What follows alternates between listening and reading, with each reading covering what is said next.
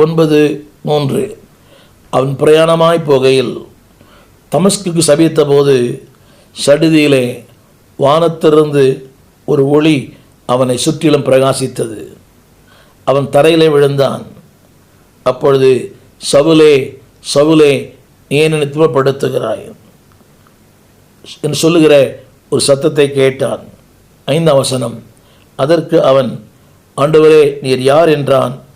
அதற்கு கர்த்தர், நீ துன்பப்படுத்துகிற இயேசு நானே என்றார்.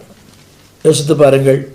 கிறிஸ்துவுக்கு விரோதமாக எழும்பினவன், ஆனால் கிறிஸ்துவுக்காக தன்னை அர்ப்பணித்தவன். ஒரு விரோதியாக இருந்த ஒருவனை ஒரு பிரதான அப்போஸ்தலனாய் கர்த்தர் மாற்றினார். பாவியாக இருந்தவனை பரிசுத்தவானாய் மாற்றினார். ஆரம்பத்தில் சொன்னேன், முந்திலே தோல்வியில் இருந்தவனை வெற்றி வேந்தனாய் மாற்றினார். When God visit you, He will totally change your history. உன் சரித்திரத்தை மாற்றக்கூடிய வல்லமை படைத்தவர் தேவன். அவளை சந்தித்தவர் உங்களை சந்திக்க விரும்புகிறார். கடைசியாக வெளிப்படுத்தல் புஸ்தகம் 1ஆம் அதிகாரம் 17ஆம் வசனம். வெளிப்படுத்தல், இங்கே யோவானை குறித்து சொல்லப்பட்ட ஒரு வார்த்தை. வெளிப்படுத்தல் 1:17.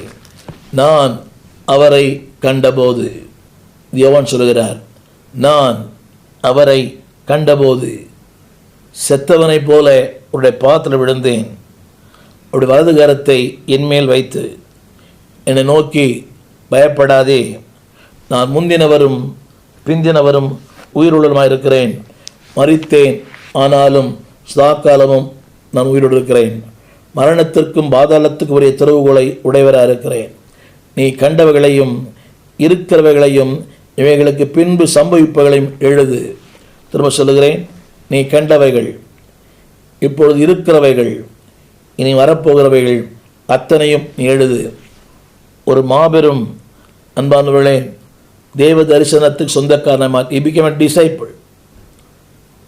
அவனை ஒரு மாபெரும் சீஷனாக மாற்றி, அன்பின் சீஷனாக. யோசித்து பாருங்க.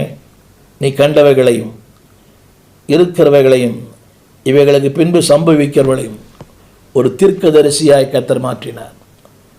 ஒரு அன்பு கூர்ந்து அன்பின் சீஷனை அன்பின் அப்போஸ்தலனாய் கர்த்தர் மாற்றினார். ஒரு மாபெரும் வெளிப்படுத்தல் புஸ்தகத்தை எழுத கர்த்தர் கிருபை கொடுத்தார். இருந்தவை, இருக்கிறவை, இனி வரப்போகிறவை. இன்றைக்கி நான் பார்க்கிறோமே, இந்த கொடிய காலங்கள் என்னவெல்லாம் நடக்கும்.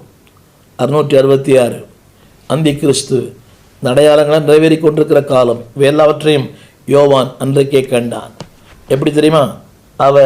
அவனுக்கு தரிசனமான்.